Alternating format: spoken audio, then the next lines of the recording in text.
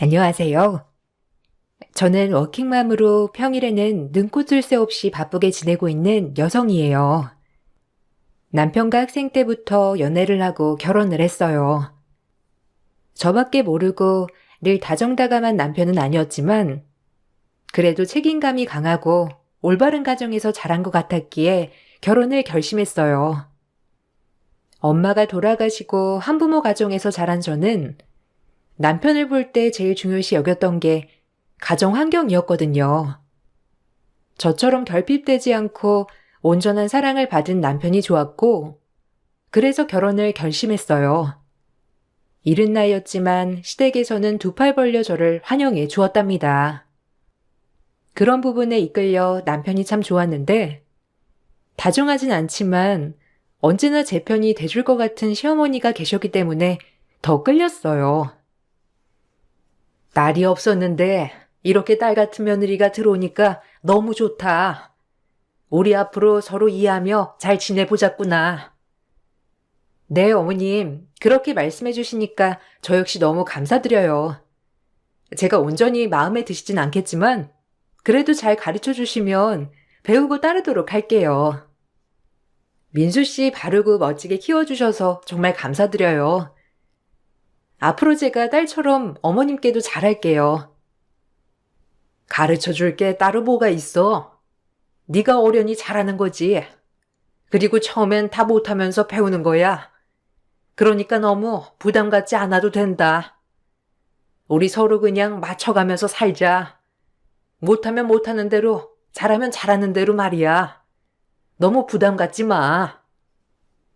연애 때부터 절 예뻐하셨던 시어머니셨기에 결혼은 문제없이 진행이 되었어요. 엄마가 없는 저를 시어머니는 안타까워하셨고 결혼 준비를 다 도와주셔서 정말 감사했죠. 그렇게 결혼을 하고 저희는 부부가 되었고 정식으로 남편의 집안에 가족이 되었어요. 가족이 많지 않아서 항상 가족의 정이 그리웠는데 당신이랑 결혼한 것 중에 제일 잘한 일이 어머님을 만난 것 같아. 엄마도 예전에 외할머니가 일찍 돌아가셔서 그때 생각이 많이 나시나 봐. 그래서 더 챙겨주시는 것도 있는 것 같고. 다행히 엄마가 당신을 마음에 들어 하셔서 너무 다행이지. 당신도 마찬가지고. 앞으로 우리 이렇게 그냥 행복하게 살자. 당연하지. 친정 엄마처럼 내가 잘 모실 거야. 어머님 같은 분을 만난 건 3대가 덕을 쌓아도 만나지 못할 수도 있으니까.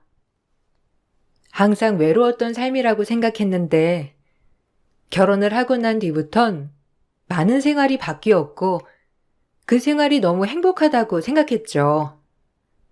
그로부터 아무런 문제 없이 8년간의 결혼 생활 후 아이도 낳았고 아빠랑 단둘이 살았던 저였기 때문에 결혼하자마자 복작복작한 시댁이 좋아 자초해서 시댁과 함께 살게 된 나날이었어요.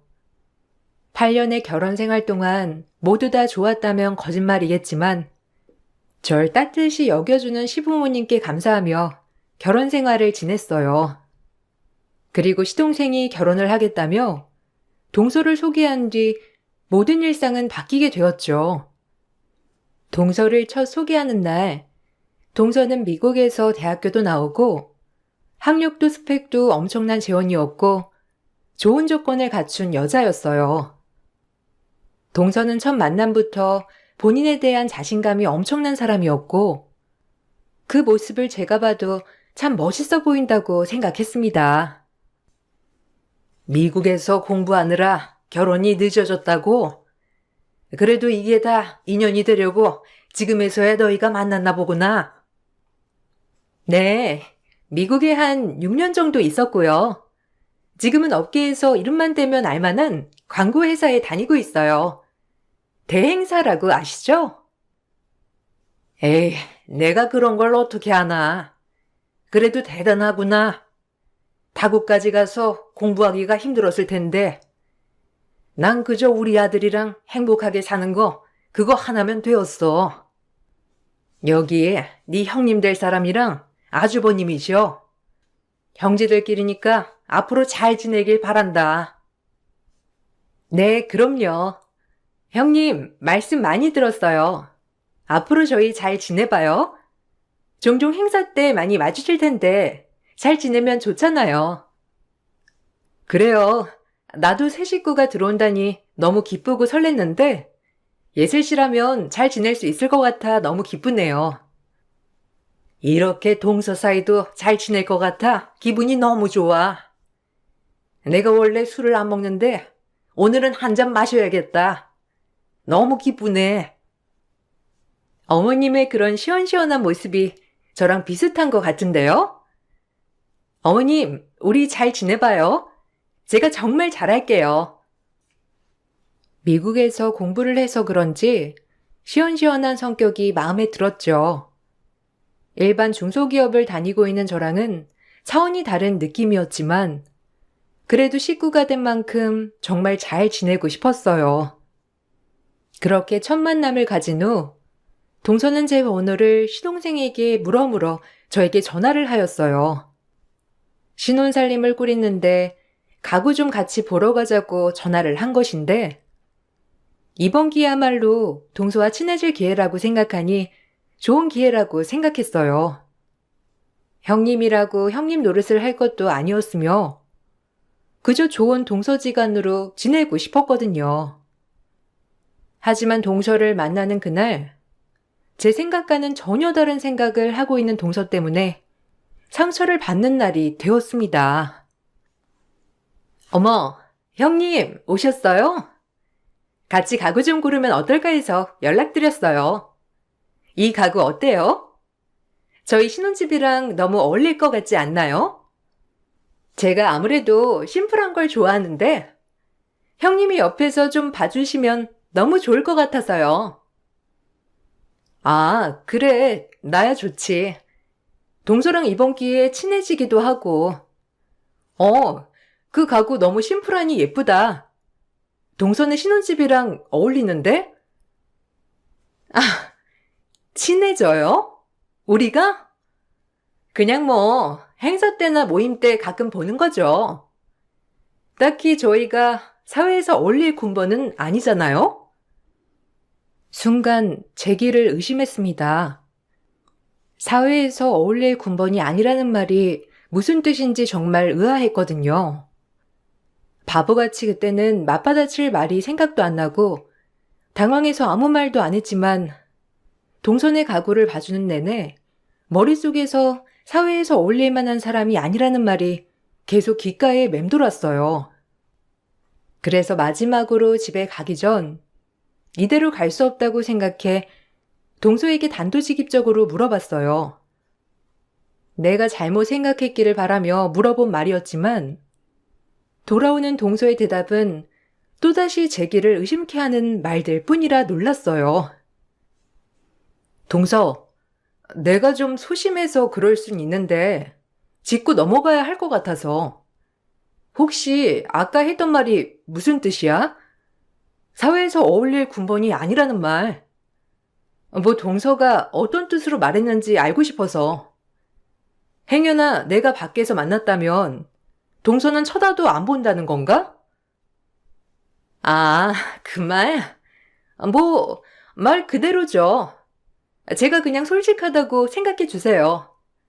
전 미국에서 오래 살아서 그런지 워낙 솔직 마인드거든요. 그래서 그냥 하고 싶은 말은 해야 직성이 풀리는 성격이라. 사실 저 같은 고학력 스펙을 가진 사람을 형님이 마주칠 일이 없잖아요? 남편한테 듣기로는 형님은 그냥 물류센터 격리하고 있다고 하던데 제 주변엔 그런 사람은 없어서. 그럼 그 말이 지금 본인은 잘났는데 나는 못났으니 마주칠 일도 없었다. 그러니 친해질 생각도 말아라 라고 한 말이네. 따지고 보면 그렇죠. 뭐 밖에 나와서 하는 말이지만 시댁 가서는 잘 지내는 신용은 할게요. 그런데 막 친한 척은 말아주세요. 동서 이중인격이구나. 그런 성격인지 전혀 몰랐네. 난 또 동서가 가구도 같이 보러 가자고 하길래 동서지간에 우애 좀 다지고 싶어서 그런 줄 알았는데 이렇게 나 초장에 누르려고 부른 거구나? 사람이 그러면 못 써, 알아? 사람 위에 사람 없다는 말이야. 네, 뭐, 형님이 그렇게 생각하신다면 어쩔 수 없죠. 오늘 가구 골라주신 건 고마워요. 근데 역시나 안목이 영 아니네요. 안목마저 좀 좋았다면 형님이랑 사이를 다시 한번 고려해 볼 만했겠지만 오늘 골라주신 거 보고 좀 놀라긴 했어요. 역시나 했고요. 동서 이런 사람인 거 도련님도 알아? 이건 인성 문제 아닌가? 사람이 어떻게 그런 식으로 얘기를 할 수가 있어? 형님이 좀 고지식한 거죠. 원래 이렇게 전 솔직한 스타일이에요. 아, 이렇게 까놓은 김에 얘기 하나 할게요. 어머님 모시고 계신다고 해서 그 집 재산 다 탐낼 생각은 아니시죠? 형님한텐 너무 가분한 재산이잖아요. 뭐 여기까지 할게요. 전 이만 콜택시를 불러가지고요. 나중에 식장에서 봬요. 뭐 오늘 있었던 일, 뭐 알아서 알아들으셨길 바래요. 그럼 이만. 순간 제가 무슨 말을 들은 건가 했고 너무 급작스레 일어난 일이라 사실 대놓고 더 따지지 못한 것이 후회스러웠어요. 동서는 결혼도 하기 전에 남편네 집 재산 얘기를 들먹이며 저에게 충고를 했습니다. 아무래도 제가 이 집안과 맞지 않는다고 생각한 것 같았고 정말 황당하기 짝이 없지만 겨우 중소기업 격리나 하는 저를 그렇게 업신여기고 무시한 거였어요. 그리고 집에 도착한 제 표정을 보고 남편과 시어머니는 무슨 일이 있냐고 하였지만 차마 자존심이 상하고 괜한 분란만 될까 싶어 말을 아꼈고 가뜩이나 어머님이 둘째 며느리 보신다고 저렇게 좋아하시는데 초를 치고 싶진 않았어요. 늘 사랑으로 챙겨주신 시어머니에게 근심을 드리고 싶진 않았고 그저 저 하나만 참으면 된다고 생각이 들었기 때문이죠. 오늘 네 동서되는 사람이랑 가구 잘 보고 왔니? 어때? 성격도 좋고 너랑 아주 딱이지? 너도 성격이 다른 사람보다 무던하고 좋으니까 아주 잘 지낼 수 있을 거야. 그래도 아들들 있는 거 장가들을 다 보냈다고 생각하니까 후련하다. 그렇게 좋으세요? 어머님이 좋아하시니까 저도 너무 좋아요. 이제 속 후련하시니까 더 편하게 지내세요. 그래야지. 이제 여한이 없다. 너도 동서 생겼으니까 혼자 대소사 짊어지지 말고 동서랑 같이 나눠가며 해라. 힘드니까. 에이, 늘 하던 건데요, 뭐. 어머님이 항상 걱정해 주시고 살펴주시니까 저야말로 든든한 지원군을 얻은 것 같은데요. 이 집을 이끌어갈 사람은 너야 큰 며느리. 그러니까 힘들면 힘들다고 말하고 기대고 싶으면 기대도 된단다. 늘 좋으신 분께 저의 고충을 털어놓기란 쉽지 않았고 그냥 그러려니 하기로 마음 먹었어요. 그렇게 시동생은 결혼식을 올리게 되었고 동서가 썩 마음에 들진 않았지만 싹부터 나랑 다른 인간이니 그냥 상종을 말자라고 생각하게 된 것 같아요. 그러고 나서 시댁에 관례적인 행사가 있던 날이었어요. 모든 대소사를 저와 시어머니가 준비했기 때문에 저 역시 따로 동서에게 전화를 해서 오라 마라 할 생각은 없었습니다. 어차피 절 그렇게 업신여기는데 제 전화를 받고 와서 저를 도와줄 리는 만무하다고 생각했기 때문이에요. 역시나 제 생각이 맞았고 동서는 행사가 거의 시작되기 전 느지막이 시댁에 도착하여 시어머니에겐 착한 척 다정한 척을 하며 저에겐 따로 손톱 발톱을 드러내면서 이중의 얼굴을 보이며 행동하더라고요. 어머, 어머님, 늦어서 죄송해요. 형님도 혼자 얼마나 고생하셨어요? 제가 워낙 일도 바쁘고 직함도 팀장이다 보니까. 에이, 됐다. 뭐 일하다 보면 그럴 수도 있는 거지. 그래도 큰애가 혼자 많이 고생했으니까 같이 거들어 주렴. 네, 그래야죠. 어머님은 거실 가셔서 좀 쉬고 계세요. 제가 나머지 형님이 하던 거 이어받아서 할 테니까 걱정 마시고요. 그래도 이렇게 며느리가 둘이나 되니까 그네 혼자 고생 안 해도 돼서 참 좋다. 뭐 상차림이야 너희들이 무조건 준비해라는 아니지만 부엌이 복닥복닥하니 참 보기 좋아. 그네야, 둘째 아무것도 모를 테니까 그릇이며 음식 놓는 거 하나하나 잘 알려줘라. 어머님이 좋아하시니까 저도 좋은걸요? 어머님은 쉬고 계세요. 제가 형님 옆에서 열심히 조수노릇 할 거니까. 그렇게 시어머니를 거실에 내보낸 뒤 동서는 또다시 저에게만 본색을 드러냈어요. 인간이 왜 이럴까 싶고 살다 살다 이런 인간은 또 처음 겪어봤기에 제가 어떻게 반응해야 할지 모르겠는 마음뿐이었죠. 화도 났지만 애써 침착해야 했어요. 나이도 제가 훨씬 많고 이런 인격장애 인간을 취급해봤자 저에게 돌아오는 건 그저 상처라고만 생각했기 때문이에요. 역시 주방이랑 제일 잘 어울리는 게 형님이군요. 설마 제가 형님처럼 이렇게 일찍 와가지고 거들 거라고 생각하신 건 아니죠? 일반 물류센터 다니는 형님은 모르시겠지만 저같이 직위 있는 사람은 항상 바쁘거든요. 이해하시죠? 내가 동서한테 뭘 바라는 것도 아닌데 뭘 그렇게 나한테 이유를 설명해? 동서한테 바라는 거 없으니까 그렇게 변명 안 해도 되니까 걱정 마. 어차피 동서도 나랑 말 섞고 싶지 않아 하고 나 역시 그런 동서랑 말 섞고 싶지 않으니까. 그런 식으로 얘기하면 마음이 좀 편안해지세요? 저에 대한 자격지심 아니고요. 형님 되는 자리가 정말 존경할 만한 인물이었다면 어땠을까? 이렇게 매일 생각했는데 하필 저와 격이 너무 안 맞는 분이라서 저도 당황스럽거든요. 나 역시 마찬가지야. 이중인격 인간이 내 동서 자리로 들어왔다는 게 참 한탄스럽네. 그저 할 말이라곤 본인의 고스펙 내세워서 앞사람 깔아뭉개는 그런 동서랑 내가 무슨 말을 하겠어. 나도 더 이상 말 섞고 싶지 않으니까 그만 얘기하자고.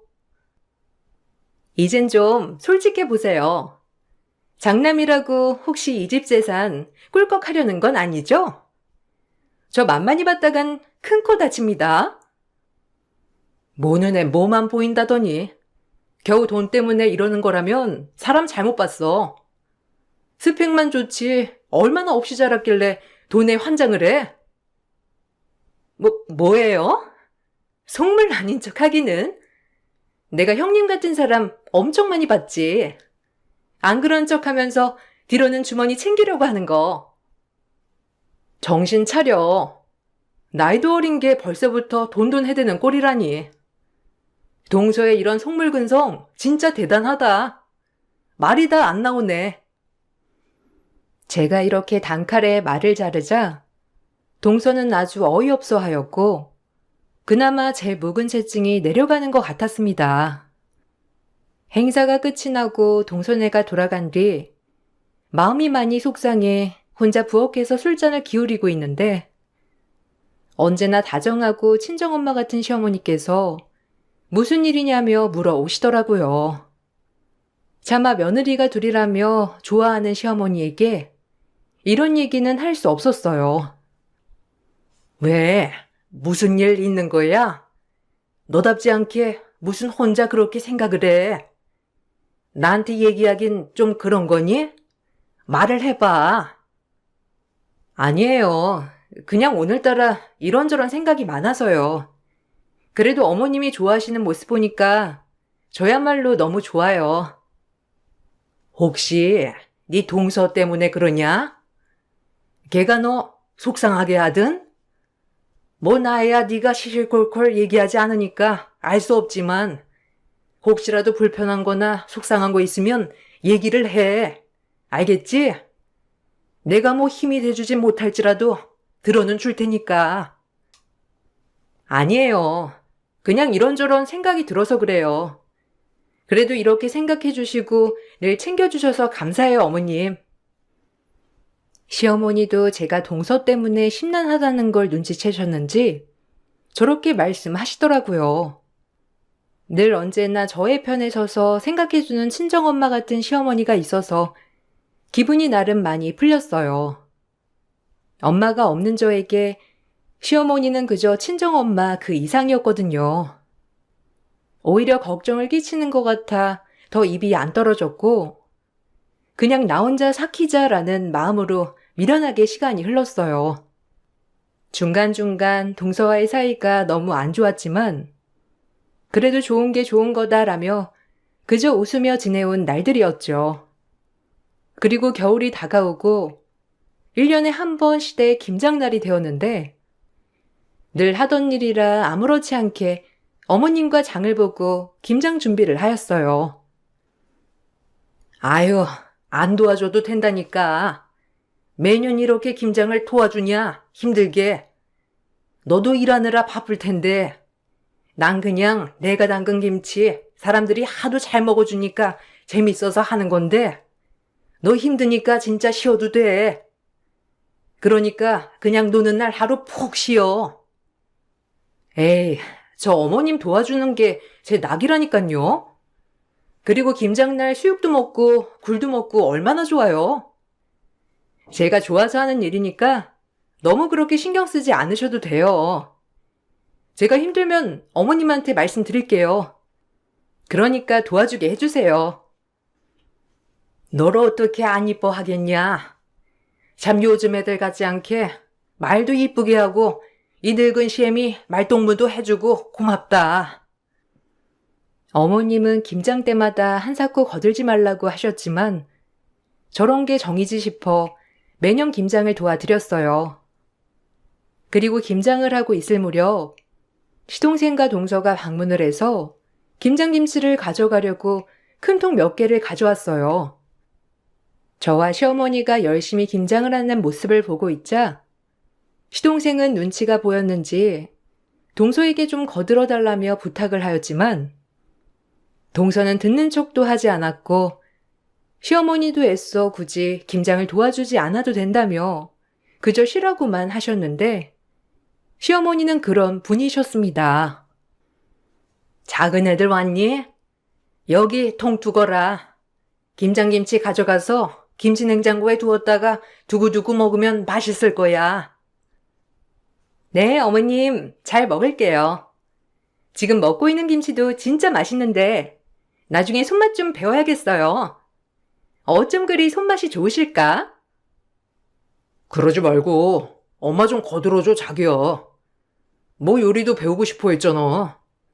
형수님도 힘드시니까 같이 거들면 되겠다. 내가? 나 이런 거 못하잖아. 그냥 나중에 어머님한테 와서 레시피만 가져가지 뭐. 어머님, 그래도 되죠? 전 워낙 똥손이라. 그래, 그냥 들어가서 쉬어. 얘 큰애야, 너도 그냥 쉬어라. 한사코 쉬어도 된다는데 꼭 이런다니까. 너도 들어가. 아니에요. 늘 하던 건데요, 뭐. 어머님, 이제 찹쌀풀 넣어야 하죠? 제가 주방 가서 가지고 올게요. 하고 계세요? 한사코 쉬라고 하셨지만 저 역시도 제가 좋아서 하는 일이기 때문에 동서가 얄밉다거나 하진 않았습니다. 하지만 제가 양념거리를 찾아 주방으로 갈 무렵 동서가 따라 들어오면서 역시나 속을 뒤집기 시작하더라고요. 그냥 절 깔아뭉개려고 하는 인간 같았고 어쩜 그리 적대적이고 무례한지 참 살다 그런 인간 종족은 처음 봤다고 해도 과언이 아니었죠. 어머님 옆에서 살랑살랑 비위 맞추면서 아주 갖은 예쁨 다 받으니까 좋으세요? 어떻게 보면 참 고단수란 말이야. 뭐야? 동서, 내가 보자니까 보자기로 보여? 사람이 그러는 거 아니야. 매번 적대적으로 피곤하지도 않은가 보지? 형님한테 계속 본인의 위치를 알려드려야 할 것 같아서 말씀드리는 거예요. 아무리 어머님이 쉬라고 하셨어도 김장 같은 건 형님이 혼자 해도 될 일인 거 아시죠? 전 고스펙이고 형님은 뭐 말 안 해도 아시잖아요. 오늘 굴보쌈이랑 김장김치 같이 들고 갈 거니까 잘 싸주기나 하세요. 그리고 이딴 일은 양심상 형님이 다 해야죠. 어머님이 아무리 쉬라고 하셔도 말이에요. 사람이 양심이 있으면 이런 굳은 일은 알아서 딱딱 해야지. 본인이 도와주는 것 마냥 하면 되겠어요? 웃겨 진짜. 동서의 말이 끝나자마자 화가 나서 반격을 하려고 할 때 주방에 뭘 좀 가지러 오셨다가 저희의 이야기를 엿듣게 된 거예요.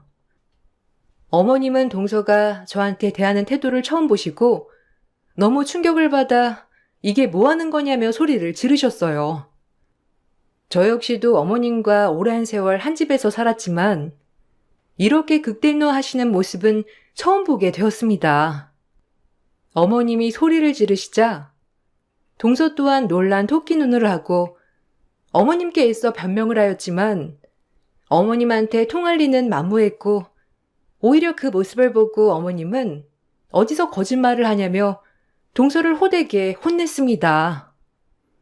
말을 하지 않아도 제 마음을 읽은 것 같아 역시라는 생각뿐이었어요. 이게 뭐 하는 짓이야? 너 여태까지 너네 형님한테 이런 식으로 대하면서 앞에서는 상냥한 척 뒤에서는 호박씨 까고 있었던 거냐? 내가 제일 싫어하는 사람이 이중인격인데 네가 그런 인간이었어? 내 집에 이런 인간이 존재한다니? 어머님, 그게 아니고요. 아까 형님이 계속 어머님 도와드리면서 저보곤 하는 것도 없냐고 하시길래 저도 모르게 말이 그렇게 나갔던 거예요. 제가 설마하니 형님한테 그런 식으로 대했겠어요? 어머님도 참, 노용 푸세요. 오해 푸시고요. 동서, 무슨 말을 그렇게 눈 하나 깜짝 안 하고 거짓말을 해? 내가 언제 그런 말을 했다고? 사람이 그렇게 진실성이 없어서 되겠어? 제가 아까 도와드린다고 하니까 형님이 늦게 와서 뭘 도와주냐고 화내셨잖아요. 형님도 참, 어떻게 거짓말을 해요? 뭐야? 바닥이라고 생각했는데 너 진짜 최악이구나. 양심의 가책 없이 거짓말을 하다니. 진짜 소름 돋는다, 너란 인간. 이제 하다 거짓말까지 하는구나. 이 시엠을 뭘로 보고? 네가 아주 우리 집안을 우습게 여겼지. 어디서 이런 게 들어와서? 지금 네가 한 행동 책임져야 할 거다. 내가 이런 말까지 안 하려고 했는데 네가 그렇게 네 형님을 업신여기니 말을 해야겠어. 시어머니는 말씀이 끝나자마자 동서면 전에 시어머니가 들고 있던 대야를 던지며 충격적인 말을 이어가셨는데 그건 바로 제 정체를 밝히는 일이었죠. 제 정체를 밝히자 동서는 설마 그럴 일이 없다며 바로 뒤집어지며 갑자기 태도가 돌변했어요. 저 역시도 굳이 밝히고 싶지 않았지만 시어머니는 이 모습을 보고 황당했는지 제 이야기를 하시면서 반성하라고 하더라고요. 네가 그렇게 무시하는 중소기업 다니는 네 형님 부친이 뭐하는 사람인 줄이나 알고 너 까부는 거야? 네가 그렇게 스펙 따지니 내가 말해줘야겠다. 너네 형님네 부친 네가 다니는 대행사인가 뭔지 하는 곳에 임원이야. 그거 알아? 혹시 김만철이라고 들어봤나 몰라? 그 대행사 창업주랑 거의 동고동락하며 지금 회사를 키운 사람이라고 알고 있어 내가. 네? 이사님이 형님네 아버지라고요? 아니 그럴 리가 없잖아요. 왜 근데 형님은 중소기업에서 고작 말단선이나 하면서 이러고 있어요? 형님, 아니죠? 그럴 리가 없잖아요. 애초에 제가 다니는 곳을 알았을 텐데 그럴 리 없잖아요. 그리고 아버지가 임원인데 그런 말도 안 하고 이렇게 산다고요? 아니, 왜요? 상식적으로 이해가 안 가는데요? 진짜 맞아요? 아버지랑 나랑은 별개니까 굳이 내가 이런 얘기를 해야 했을까? 근데 동서 꼴을 보아하니 말을 해야겠네. 겨우 회사 팀장 주제에 이사 딸이랑 눈 똑바로 마주치고 말할 짬이나 돼? 나도 동서한테 당한 대로 똑같이 돌려줄게. 두고 봐. 그동안 어머님이 너무 기뻐하셔서 애써 참고 참았는데 이제 다 아시는 마당에 나도 동서한테 당한 스트레스 그대로 갚아줘야지. 고얀 것 같으니라고. 썩 나가. 이제 다신 이 집에 발도 들이지 말거라. 둘째가 너랑 끝까지 산다고 하면 걔도 안 볼 거니까. 아니, 어머님, 형님, 다 오해예요. 제가 요새 우울증이 있어서 약을 먹고 있거든요. 제가 제정신이 아니었나 봐요. 참 변명도 가지가지다. 어디서 우울증을 노네? 내가 너 때문에 우울증 걸릴 지경이다. 이제 입에서 나오는 말이라고 다 내뱉나 봐. 시어머니는 그 말을 끝으로 동서를 내쫓았고 그렇게 시동생까지 쫓겨났어요. 시동생이 동서에게 얼마나 뭐라고 했는지 동서는 저에게 개인적으로 정말 죄송하다며 싹싹 빌었지만 동서가 다니는 회사 이사님이 저희 아빠라는 사실을 알고 빈 것 같은 찜찜함에 용서가 되지 않았죠. 시어머니 또한 상종을 못할 인간이라며 절대 그냥 둬선 안 된다고 신신당부를 하셨습니다. 형님, 오해는 푸셔야죠. 전 형님이 그런 사람인 줄도 모르고 너무 죄송해요. 왜 말씀 안 하셨어요? 제가 이렇게 사과드릴게요. 우리 이제 오해 풀고 사이좋은 동서지간 해봐요. 아무래도 알아가는 과정에 작은 해프닝이잖아요. 해프닝 같은 소리 한다.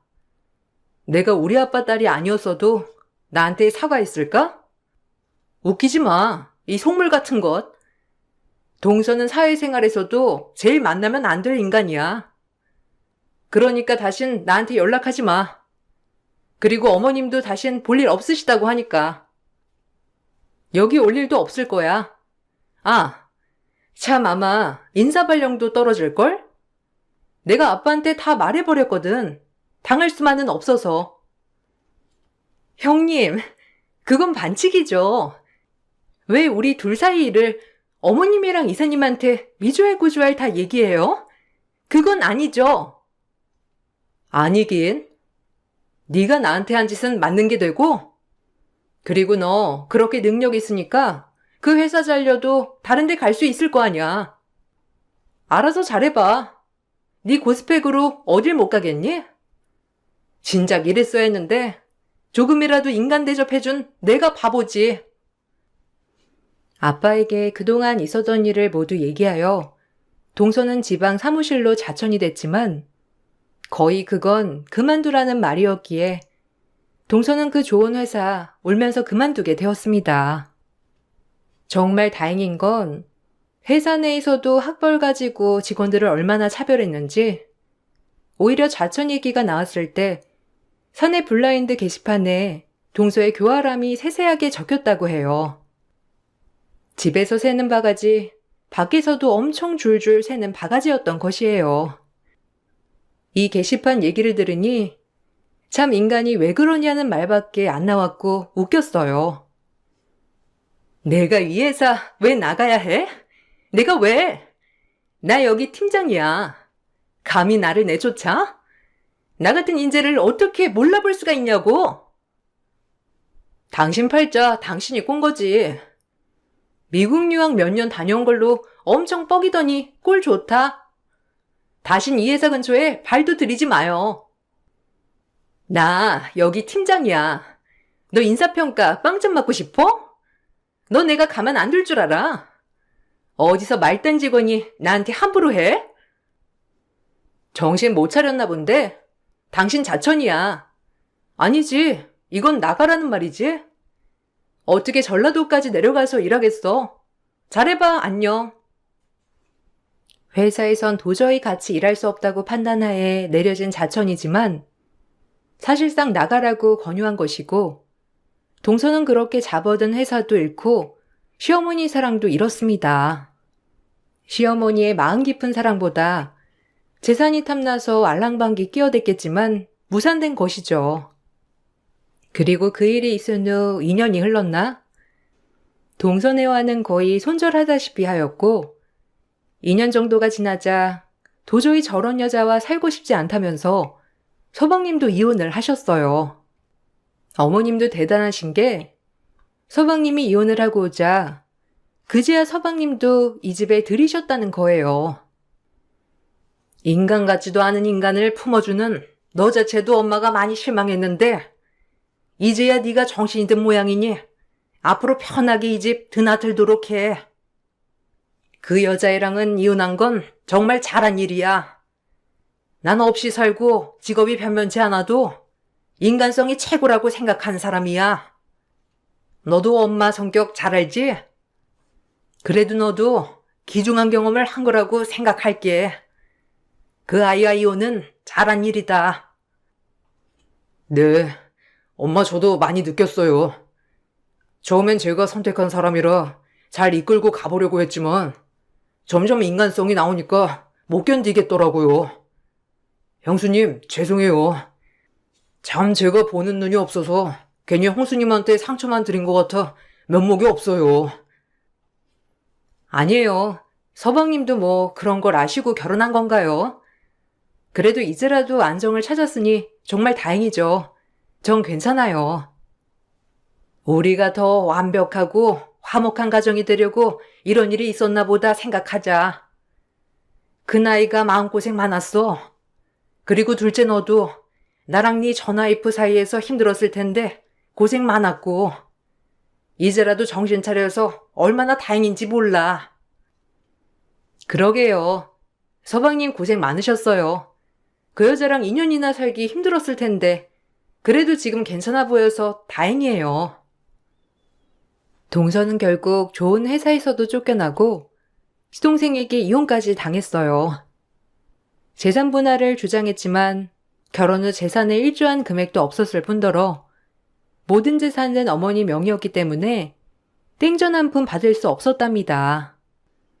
그리고 서방님에게 듣기론 지금은 아주 작은 출판사에서 일을 하고 있다고 하는데 거기도 계약직으로 그나마 버티면서 일하고 있다고 했어요.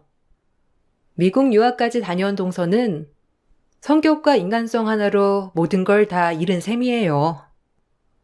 집안 형편도 그저 그랬던 동서였기 때문에 이혼녀에 작은 출판사를 다니는 동서는 본인의 기준으로 재산이 많은 남자와 재혼을 하는 것이 사실상 쉽지 않은 거였죠.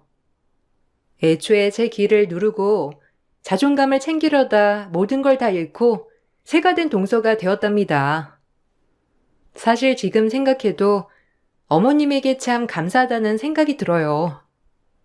그래도 이렇게까지 단번에 동서를 내치기가 쉽지 않았을 텐데 너무 감사한 마음이 든답니다. 전 그 일이 있은 후에도 어머님과 친정엄마처럼 잘 지내고 있어요. 오히려 시간이 많이 지나서 더더욱 애틋해졌달까요? 남편보다 시어머니가 좋을 정도로 저희 고부 사이는 매우 특별하답니다. 저희 경험담을 한번 써보았는데 막상 그 일을 떠올리려고 하니 또다시 어머님에게 감사한 마음이 드는 하루예요. 이 글을 마치고 어머님과 데이트나 하러 가야겠다고 생각이 듭니다. 안녕하세요. 저는 38살이며 제가 여기에 사연을 올린 이유는 양가 집안 문제 때문인데요. 아무래도 시댁 쪽에서 저희에게 잘못된 행동을 저질렀기 때문에 여러분들께서 이 상황을 어떻게 생각하실지 대화 좀 해보고 싶어 이렇게 글을 올려봅니다. 저희가 잘못했는지 시댁 쪽이 잘못을 했는지 정확하게 판단해 보시기 바랍니다. 남편과 저는 한 동네에서 같이 살고 있어요. 저희는 촌동네에서 살기 때문에 태어나서 서울 가본 적은 손에 꼽힐 정도입니다. 그리고 외지고 한적한 동네라서 모두 친한 편이죠. 무슨 날만 되면 함께 모여서 노인회관에서 잔치를 열고 하는데요. 워낙 소규모 집단이라서 그런지 몰라도 다들 으쌰으쌰 하는 분위기예요.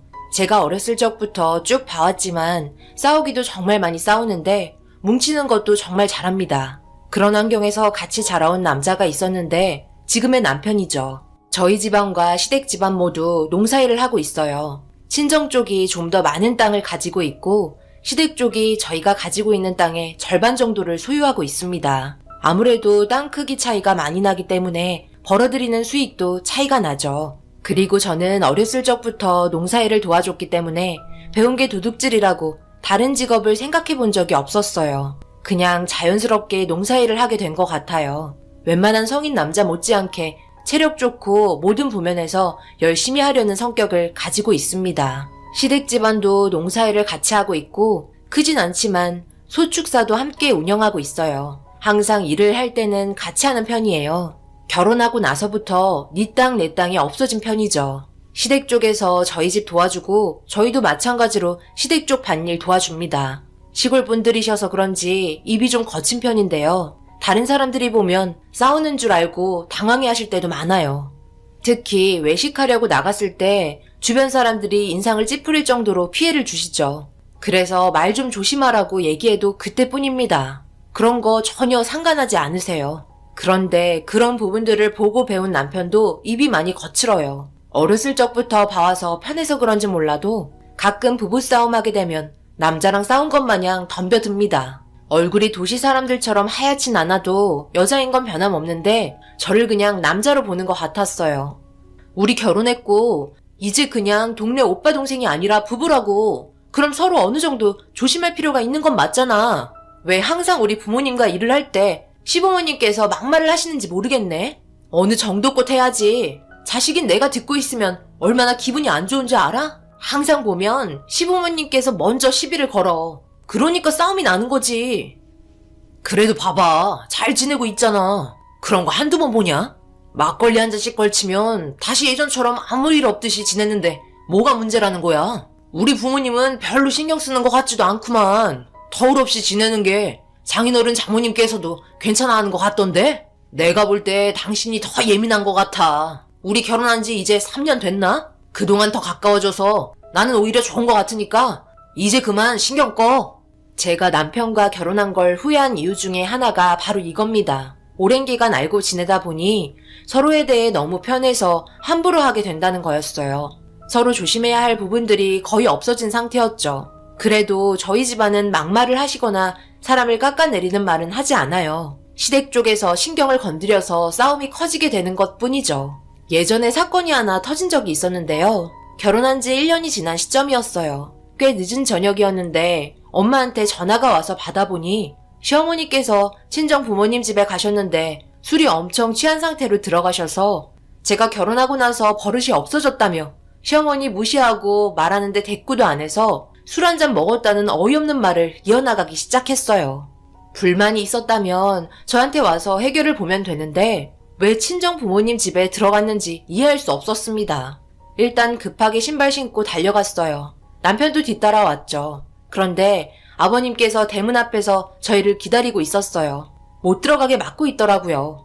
남편은 아버님의 행동에 대해서 이해할 수 없었는지 왜 그러냐고 물어봤고 결론은 제가 버릇없이 말했다는 건 핑계였고 자기 아들 데려갔으니 어느 정도의 땅을 받고 싶다는 말을 하려고 저를 향해 괜한 꼬투리를 잡았던 거였어요. 그때 정말 화가 치밀어 올랐죠. 저희한테는 뭐 해준 것도 없으면서 바라는 건 엄청 많았으니까요. 자기 집안과 차이가 많이 난다며 한 동네 살면서 한솥밥 먹는 처지에 너무 차별나는 거 아니냐고 항상 불만이 많았었죠. 지금 술 드시고 여기서 뭐 하시는 거예요? 이건 서로 간의 예의는 아니잖아요. 오랜 기간 봐온 사이라고 해도 지킬 건 지켜야죠. 빨리 나가주세요. 친하면 막말하고 막대해도 되는 건가 봐요? 그럼 저도 똑같이 해볼까요? 얘 봐라. 못하는 말이 없네. 우리가 당연히 요구해야 하는 건 말하는 건데 뭐가 문제라는 거야? 그리고 지킬 건 지키라고. 솔직히 결혼하고 나서부터 우리 아들 너희 집안에 먼저 가서 일하잖니? 그동안 말은 안 했지만 체력적으로 상당히 힘든 점들이 많이 있었단다. 그래서 일이 밀리는 경우가 허다해서 어쩔 수 없이 외국인 한 명 고용했잖니. 거기에 나가는 돈이 1년에 얼마나 될 것 같아? 우리 집안은 뒷전이고 피곤해서 거의 오지도 않는데 내가 이런 부분들 요구하는 게 잘못됐다는 거야? 왜 우리가 손해를 봐야 하는 거니? 이럴 거면 우리 아들 다시 돌려놓든지 해라. 정말 말이 통하지 않았어요. 그때 당시 저희가 일을 도와주지 않은 거 아니에요. 수학을 해야 하는 시기라서 친정 부모님께서도 외국인 몇 명 고용해서 일을 하는 입장이었죠. 하지만 여태까지 시댁 쪽은 한 번도 고용한 적이 없었어요. 그 이유는 전에 항상 일꾼들이 시댁 쪽 가서도 일을 마저 도와줬었거든요. 그래서 편하게 마무리할 수가 있었습니다. 그런 식으로 도와주고 했었는데 납품 기간이 좀 늦었다고 거기에 불만을 가지게 되었던 것 같아요. 그렇다고 자기 아들 데려가서 일이 안 된다는 핑계로 땅을 달라는 건 너무 억지스러웠습니다. 결국 남편과 제가 시댁 쪽 일을 끝내고 친정으로 가기로 해결을 봤어요. 납품 기간이 차이 나봐야 2, 3일 정도인데 품질 떨어진다며 그것조차 싫어하셨죠. 그렇게 한 번에 난리가 난 이후로 좀 조용하나 싶었는데 시부모님께서 어디서 무엇을 들었는지 모르겠지만 다른 사업을 생각하고 있는 것 같았습니다. 그리고 저희 아빠랑 꽤 오랜 대화를 하는 것 같았어요. 아버님과 아빠는 제가 태어나기도 전부터 알고 지낸 사이니까 엄청 오랜 친분을 가지고 있으셨죠. 그래서 그런 건지 진지한 얘기할 때는 서로 진심을 다해 들어주거나 해결해 주려고 노력했던 것 같아요. 그래서 아버님께서 다른 사업을 하기 위해 진행하는 부분들을 같이 봐주기 시작했어요. 그렇게 며칠 동안 시댁에 왔다 갔다 하시더니 끝내 사업 추진을 반대했고 현재 가지고 있는 금액으로 진행하기에는 많이 부족하다는 걸 알게 되었어요. 대출까지 받아도 많이 모자라게 되자 저희 아빠에게 제안을 하나 하시더라고요. 시아버지께서 가지고 있던 땅을 아빠가 매입을 해줬으면 한다며 전부를 다 가져가길 원하셨어요. 당연히 아빠는 그렇게 무리하면서까지 상황을 끌어갈 필요가 없다며 5년 정도 돈을 더 모아서 그때 다시 생각해보는 게 어떻겠냐고 얘기했지만 시아버지는 사업에도 타이밍이 있다면서 지금 당장 밀어붙이기를 원하셨어요. 아빠는 크게 상관은 없었습니다. 어차피 농사일을 해야 하는 거기 때문에 땅이 많으면 많을수록 좋았어요. 그리고 항상 시댁 쪽 농사일도 도와주면서 했었기 때문에 이참에 매입을 해야 하는 건지 고민이 많이 있었죠. 하지만 상당히 신중해야 했습니다. 땅을 매입하는 건 상관없지만 시댁 쪽에서 사업이 망하게 된다면 돈을 벌 수단이 없어지는 거였고 소축사 몇 마리 되지도 않았기 때문에 크게 돈이 되지 않았었죠. 결국 아빠는 시간을 좀 더 가지자며 얘기했어요. 그리고 몇 달 동안 시아버지가 따라다니면서 설득시키게 되었고 말리는 와중에도 끝까지 하겠다는 말에 결국 시댁이 가지고 있던 땅의 전부를 아빠가 매입하게 되었습니다. 그리고 관리도 훨씬 편해지고 좋긴 했어요. 저희는 일의 능률이 올랐고 이제 저희 땅이기 때문에 시댁 눈치 볼 필요도 없었죠. 그렇게 아버님은 사업을 진행하게 되었고 마을 시내권에 헬스장이랑 찜질방이 복합적으로 되어 있는 사업을 추진했어요. 시내권에 관광 오시는 분들이 꽤 있기 때문에 그런 점들을 이용해서 돈을 벌려고 생각하셨던 것 같아요. 아버님 취미가 부동산에 다니는 거였어요. 항상 사업에 꿈을 키우고 있었거든요. 그렇게 사업 준비가 정신없이 진행이 되었고 남편도 아버님 사업이 잘 됐으면 하는 바람에 밤낮 가리지 않고 도와주었습니다. 저도 시간이 될 때면 도와드릴 수 있는 건 최대한 노력해서 일손을 거들었어요. 그런 와중에 저희 농장 일도 겹치게 되면서 저는 아예 시댁 쪽은 신경을 쓰지 못했고 남편은 왔다 갔다 하면서 힘든 날들을 보내고 있었습니다. 수확하는 일이 한 일주일이면 끝날 것 같았는데 다음날 비가 온다는 소식에 며칠 더 늦어질 것 같아 무리하게 전날에 마무리 짓기로 했어요. 그리고 이런 상황을 시댁 쪽에서도 잘 알고 있었기 때문에 일손을 거들어 주었죠. 새벽부터 나와서 무리하게 진행을 하다 보니 엄마가 많이 지쳐 보였습니다. 그래서 들어가 쉬라고 얘기했지만 모두들 힘들게 일하고 있는데 그럴 수 없다며 자리에서 일어나 다른 곳으로 이동하셨습니다. 아버님께선 어머님 옆에서 웃는 얼굴로 대화하며 일을 하고 계셨고 저는 모자란 포장 박스를 가지고 와서 수확물을 채우고 있었습니다. 그런데 멀리에서 아버님께서 납품 늦었는데 잠이 오냐며 채찍을 꺼내 들었어요.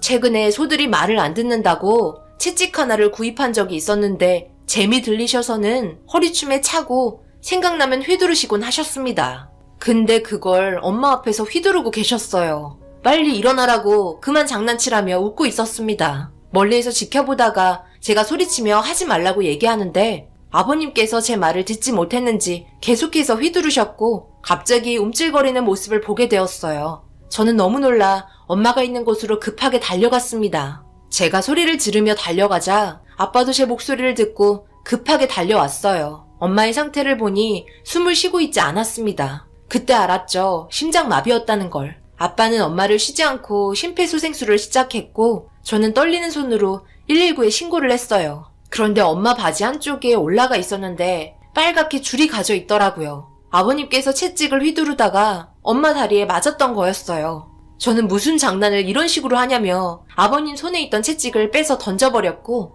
아빠는 구급대원이 올 때까지 쉬지 않고 심폐소생술을 이어나갔습니다. 다행히도 오랜 시간 걸리지 않아 구급대원이 도착을 했고 엄마는 정신을 차릴 수 있었어요. 온몸이 흠뻑 젖은 아빠는 일단 엄마와 함께 구급차에 올라탔습니다. 엄마의 몸 상태를 확인해야 했어요. 다행히 아빠의 노력으로 살 수 있었다는 말을 듣고 제 다리는 풀려버려 털썩 주저앉았죠. 아버님, 생각 있으세요? 저희 엄마가 갑자기 쓰러지셨는데 그걸 장난으로 받아들이는 사람이 어디 있어요? 오늘 일도 쉬지 않고 계속하고 있었잖아요. 몸에 무리가 가서 문제가 생겼다고 생각 안 하셨어요? 생각 없이 허리춤에 맨날 차고 쓰지도 않는 채찍을 왜 엄마한테 휘둘러요? 바쁘게 일하고 있었는데 갑자기 잠을 잔다는 것 자체가 이상하잖아요. 거기에다 제대로 사용도 하지 못하시면서 그걸 계속 휘둘렀다가 우리 엄마 다리에 맞아서 빨갛게 피 먹는 거 보셨어요? 나이만 먹었지. 하는 행동은 5살짜리 아이들보다 못하네요, 정말.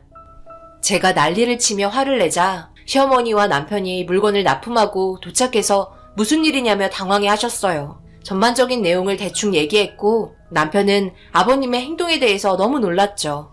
그런데 시어머니께서 뭘 그런 거 가지고 그러냐며 되려 언성을 높이셨습니다. 윗사람을 함부로 대한다며 버르장머리 없다고 저를 패대기 치셨어요. 제가 눈을 흘기며 쳐다보자 이런 집안 도와줄 필요 없다며 헬스장이랑 찜질방 잘 돼도 숟가락 얹을 생각하지 말라며 남편과 아버님 데리고 들어가셨습니다. 남편은 제 편이 돼줘야 하는 거 아닌가요? 저를 일으켜주기는커녕 흘깃 내려다보면서 고개를 휙 돌리더니 시부모님 따라갔습니다. 곧 있으면 사업 대박 난다고 사람들이 완전 180도 바뀌어 있었어요. 남편에게 실망도 많이 했지만 일단 엄마의 상태가 너무 신경 쓰였기 때문에 빠르게 병원으로 향했어요. 병실에 누워있는 엄마는 다행히도 몸에 큰 이상은 없었습니다. 돈보다 사람이 먼저라며 아빠는 일을 다 끝내지 못한 것보다 엄마가 정신을 차린 게 너무나도 감사하다고 눈물을 흘리셨어요. 서로 어느 정도 진정이 되고 이 상황에 대해서 아빠와 심각하게 얘기했어요. 아빠도 시댁의 행동들에 대해서 용서할 수 없을 것 같다며 등 돌리기로 결정을 한 것 같았습니다. 아빠는 엄마 곁에 있겠다고 다음날 다시 얼굴 보기로 한 후 저는 다시 집으로 돌아와 외국인분들과 함께 하던 일마저 마무리 짓고 집에 들어왔어요. 그런데 남편은 아직도 시댁에 있는 건지 집에 들어올 생각을 하지 않더라고요. 그렇게 한참을 기다리니 현관문을 열며 신발을 휙 벗어 던지고 안방으로 바로 들어가더니 문을 쾅 하고 닫길래 너무 어이가 없어서 나와보라고 몇 번 불러봤지만 아무 말도 하지 않아 제가 들어갔습니다. 왜 당신이 화를 내는 건데? 지금 이 상황 우리가 잘못한 거야? 아버님의 잘못된 행동과 시어머니가 나를 패대기 쳤잖아. 그래서 뭐 어쩌라고? 아빠가 그런 상황이 올 줄 알고 그랬겠어? 그런데 그걸 가지고 불만을 털어놓으면서 대들어? 너는 잘했다는 거야? 어디서 어른들한테 눈을 치켜세우고 소리를 높이는 거야? 네가 한 행동도 잘한 거 하나도 없거든? 이럴 바엔 차라리 이혼을 하는 게 좋겠다. 아무리 생각해도 너희 집안이랑 우리 집안은 맞지 않는 것 같아. 그동안의 정 때문에 만나고 결혼까지 했지만 사람들이 말이야 자기들 생각만 하고 우리 집안과 친하다고 이용해 먹으려고만 하잖아. 필요할 때는 꼬리 흔들고 볼장 다 봤으니까 이제 필요 없다고 막말하는 게 사람이 할 짓이냐? 너희 사업 얼마나 대박 나는지 두고 보자. 남편과 동네가 떠나갈 정도로 큰 싸움이 벌어졌어요. 서로 손은 오고 가지 않았지만 마음의 상처는 많이 받게 되었죠. 그리고 결국 남편과 저는 이혼을 하게 되었습니다. 아버님에게 엄마 다리를 다치게 한 부분에 대해서 치료비 보상까지 전부 처리를 하였고 결혼할 때 반반으로 진행했기 때문에 이혼할 때도 반반으로 재산을 나눴어요. 그리고 시댁은 매장을 오픈하게 되었고 축사에 있던 소를 전부 처분하고 시내에 들어가 살게 되었습니다. 오픈하자마자 손님들이 정말 많았어요. 저희는 그런 거 전혀 부럽지 않았지만 동네 사람들에게는 부러움의 대상이었죠. 대박 났다며 모두들 축하해 주었고 모든 게 잘 풀리는 것처럼 보였어요. 가끔 시내에 가면 마주치곤 하는데 목에 힘주고 거만하게 팔자걸음으로 다니더라고요. 명품 가방에 고급 외제차 끌며 다니는 모습이 정말 꼴사나웠습니다. 저희는 묵묵하게 하는 일 하며 엄마는 집안일에만 집중하며 그렇게 지내고 있었죠. 그렇게 각자의 인생을 살며 가끔 마주치기라도 하면 서로 눈을 피하고 모른 척하며 지냈었어요. 2년쯤 지났을까요? 시내에 잠시 볼일을 보러 갔을 때 부동산 분들이 술렁이기 시작했어요. 무슨 일인지 궁금해서 물어보니 저희 동네가 신도시 지역으로 개발을 하게 될 거라는 소문이 떠돌기 시작한 거였죠. 어디 지역을 개발할지 아직 확정된 건 없지만 제가 현재 살고 있는 집 근처에 아파트가 들어설 계획이 있다는 말을 듣게 되었습니다. 아빠가 거의 다 땅을 가지고 계시기 때문에 저는 너무 놀랐죠. 이 소식을 전해주기 위해 차에 올라탔고 시동을 거는 순간 제 앞에 시부모님이었던 분들과 전 남편이 지나가고 있었습니다. 고개를 푹 숙인 채 뭔가 심각해 보였어요. 별 신경 쓰지 않고 지나가는데 그렇게 잘 되던 매장이 몇 년 사이에 손님이 확 줄게 된 걸 알 수 있었습니다. 예전에는 찜질방 오픈했을 때 사람들 줄 서서 들어가더니 아예 파리만 날리는 것 같았어요.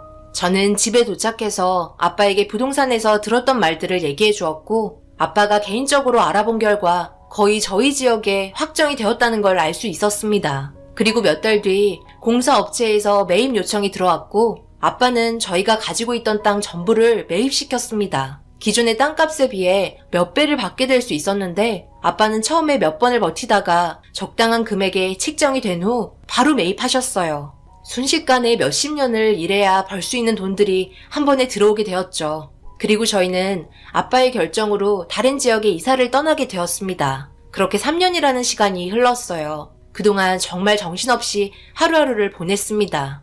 아빠가 하시는 사업이 지금까지 잘 되고 있거든요. 그동안 농사일에 대한 노하우를 바탕으로 농기계 관련해서 일을 하고 계십니다. 판매가 지금도 잘 이루어지고 있고 계약까지 있는 상태입니다. 그런데 최근에 예전에 살던 동네 주민분께서 농기계 하나를 의뢰하셨고 오래간만에 바람이나 쐬러 가자며 살았던 동네에 발을 들였는데 3년 사이에 정말 많이 바뀌었더라고요. 아파트도 거의 완공된 상태였고 주변 상권도 많이 좋아졌습니다. 그런데 전 남편이 운영하던 찜질방 건물에는 다른 매장이 들어서 있었어요. 먹고 살기 위해 다른 곳에서 일을 하고 있는 줄 알았습니다.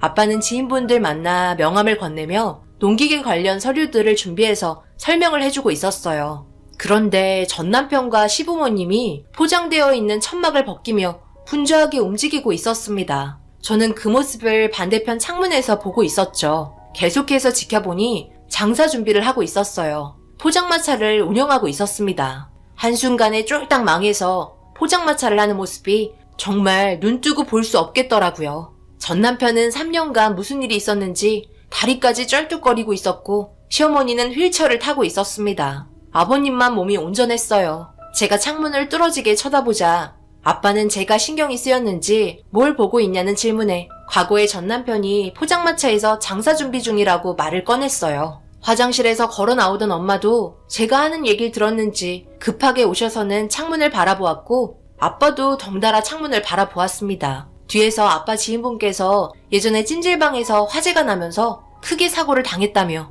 빚만 가득한 상태로 지금 힘들게 살고 있다는 말을 하셨어요. 그 모습을 보고 있는 저희 가족은 참 한심스러웠습니다. 계약이 끝이 나고 주차장에 차를 타고 나왔어요. 그런데 아빠가 포장마차 앞에 멈추더라고요. 창문을 내리더니 아버님을 불렀고 아빠를 보곤 화들짝 놀라며 뒷걸음질 쳤습니다. 아빠는 아버님에게 명함 한 장을 내밀면서 나중에 농사일 하게 되면 농기계 싸게 해줄 테니 연락하라고 얘기하고 창문을 올리셨네요. 뒷좌석에 있던 저를 빤히 쳐다보고 있던 전 남편은 씁쓸한 표정을 짓고 있었습니다. 사람 인생 한순간에 바뀐다더니 이런 식으로 바뀌게 될 거라곤 전혀 생각하지 못했네요.